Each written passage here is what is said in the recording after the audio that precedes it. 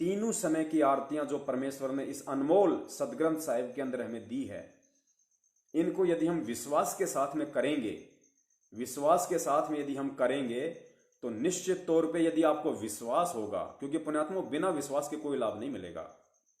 अगर हमें विश्वास है अपने सतगुरु पर, उनके वचनों पर, क्योंकि विश्वास पुण्यात्मा उस समय पैदा होगा जब सर्वप्रथम हम अपने गुरु को परमात्मा के रूप में स्वीकार करेंगे।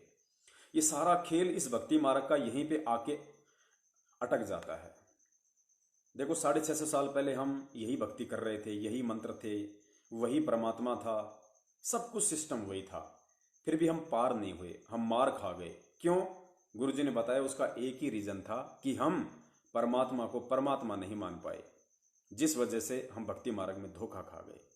तो पुण्यात्माओं, आज यदि हमें इस भक्ति की सभी क्रियाओं का सुचारू रूप से लाभ प्राप्त करना है, तो इसका सबसे पहला जो फॉर्मूला है वो है अपने सतगुरु को परमात्मा के रूप में स्वीकार करना। आपके दिलो दिमाग में, आपके हृदय में 1% भी ये भाव नहीं होने चाहिए कि मेरे गुरु ने किसी माँ के पेट से जन्म लिया है, क्योंकि ये भक्ति मार्ग है। हम अपने गुरु को सतगुरु कहते हैं, सतगुरु। पुण्यात्मों, जिस दिन ये भगत समाज सतगुरु की परिभाषा से परिचित हो जाएगा, उस दिन ऑटोमेटिक सतगुरु रामपाल जी महाराज जी को जुबान से नहीं, दिलो दिमाग से नहीं, हृदय से परमेश्वर स्वीकार कर लेगा। लेकिन अभी तक हम लोग उन्हें सतगुरु मान नहीं पा रहे। हम कह अवश्य रहे हैं सतगुरु रामपाल जी महाराज, सतगुरु रामपाल जी महाराज जी की जय हो, बंदी छोड़ सतगुरु रामपाल जी महाराज जी की जय हो, लेकिन हमें ये नहीं पता कि सतगुरु की परिभाषा क्या होती है और सतगुरु शब्द किसके लिए प्रयोग किया जाता है। पुण्यात्माओं, इस पूरी सृष्टि में यदि कोई सतगुरु कहलाने का अधिकारी है और वास्तव में यदि कोई सतगुरु होता है, तो वो केवल पूर्ण परमेश्वर कबीर साहब जी होते हैं। क्योंकि सच्ची राह दिखाने का अधिकारी और सच्ची राह दिखाने वाला केवल एक परमेश्वर ही होता है।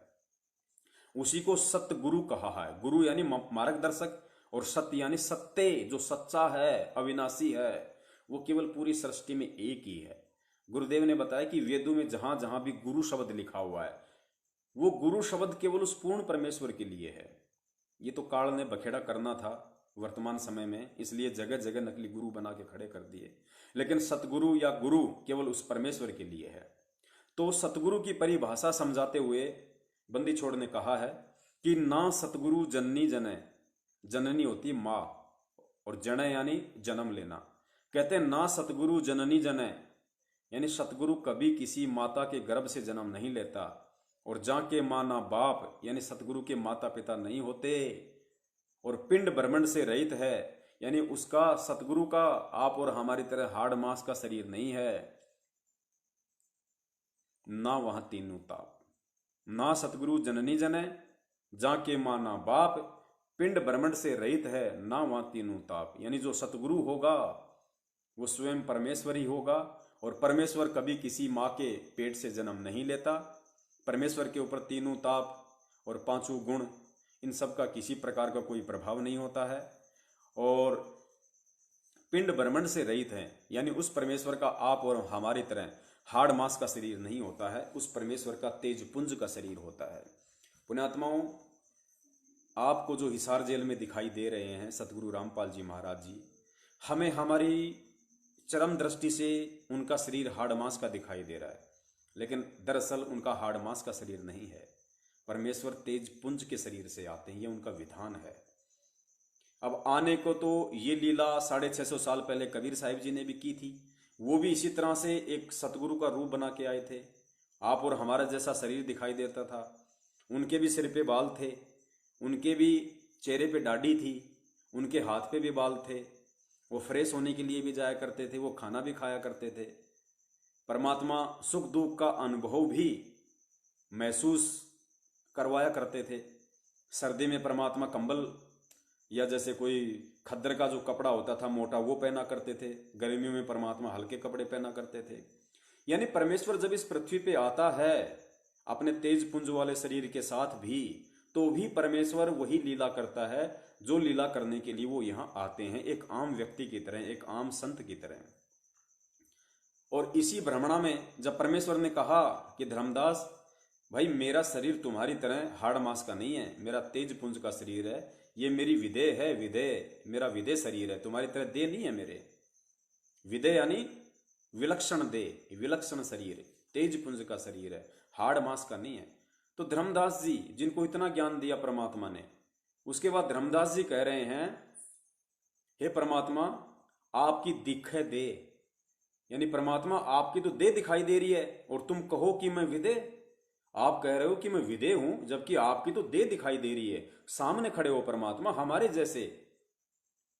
तो पुण्यात्माओं वो परमेश्वर कबीर साहब उस समय भी इसी तरह से एक शरीर में आए थे जिस प्रकार आज सतगुरु रामपाल जी महाराज जी आए हुए हैं।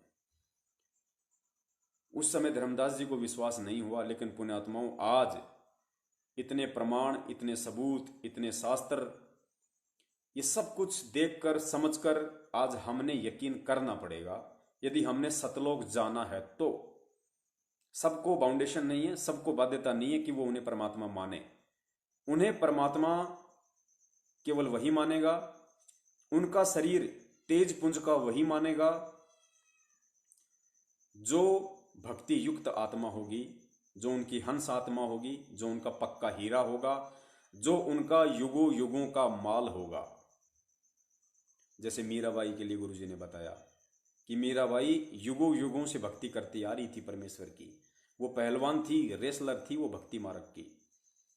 तो भाई सतगुरु रामपाल जी महाराज जी को सतगुरु कहने से पहले हमने अपने हृदय से उनको सतगुरु मानना पड़ेगा, वरना आप चाहे लाख उनको सतगुरु सतगुरु कहते रहो, सतगुरु सतगुरु कहने मात्र से हम उन्हें परमात्मा के रूप में स्वीकार नहीं कर पाएंगे। परमात्मा के रूप में स्वीकार करने के लिए हमने सबसे पहले इस ज्ञान को आधार बनाना पड़ेगा। सारे प्रमाणों को, सारे सबूतों को मद्देनजर रखते हुए हमें वर्तमान समय में साक्षात कबीर परमेश्वर को ही सतगुरु रामपाल जी महाराज जी के रूप में इस पृथ्वी पर प्रकट हुआ हृदय से स्वीकार करना पड़ेगा। और हकीकत भी यही है, वरना धोखा खाने वाले तो फिर बाद में धोखा ही खाते हैं।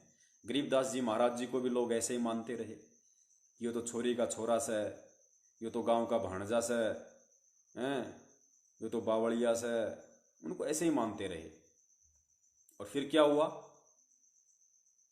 जब अंतिम संस्कार के लिए उनके शरीर को वहां लेके गए और चिता को आग लगाई और जब राख ठंडी हुई तो गंगा जी में अस्थियां प्रवाह करने के लिए वहां गए शमशान घाट में कि कुछ अस्थियां मिलेंगी। आज उस सदग्रंथ साहिब की भूमिका में लिखा हुआ है कि जब वहां लोग गए तो परमात्मा की चिता से अस्थियां नहीं मिली। फिर लोगों ने लिखना शुरू कर दिया, बातचीत शुरू हो गई कि गरीबदास जी महाराज जी तो स्वयं परमात्मा थे, उनका तो तेज पुंज का शरीर था, वे तो सौद स्वरूपी परमात्मा थे, भाई हम तो धोखा खा गए। तो पुण्यात्माओं परमेश्वर ने सत्संगों में ये बातें क्यों बताई कि पुण्यात्माओं वो परमात्मा ठीक इसी तरह लीला करेगा पिछली पीढ़ी में। जिस प्रकार गरीबदास जी महाराज जी एक जॉइंट फैमिली में आए, ठीक उसी प्रकार सतगुरु रामपाल जी महाराज जी भी आज एक जॉइंट फैमिली में आए हुए हैं।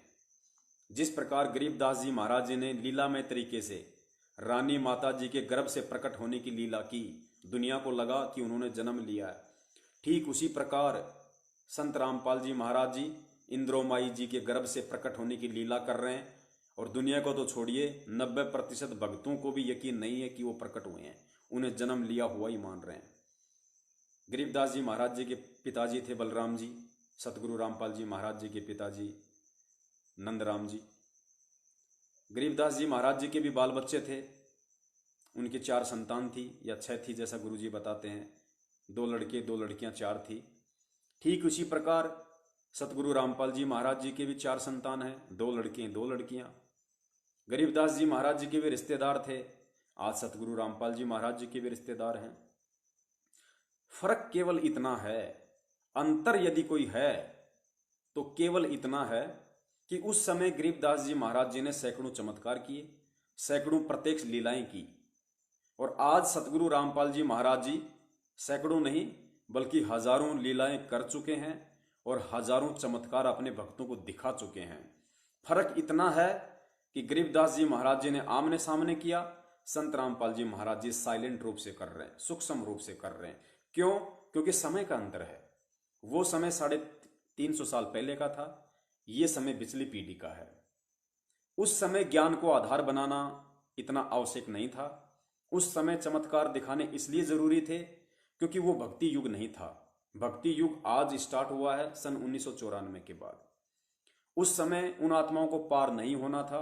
उस समय केवल उन आत्माओं को चमत्कार दिखा दिखा कर, वो लाभ दे देकर प्रत्यक्ष रूप में उन आत्माओं के अंदर भक्ति और भगवान के ऊपर आस्था बनाए रखनी थी, ताकि वो आत्माएं गरीबदास जी महाराज जी के माध्यम से भक्ति से चार्ज होकर, और वो इतनी चार्ज हो जाएं कि उनकी बैटरी 1994 तक चलती रहे, उनको मानव जन्म 2, 4, 5 मिलते रहें।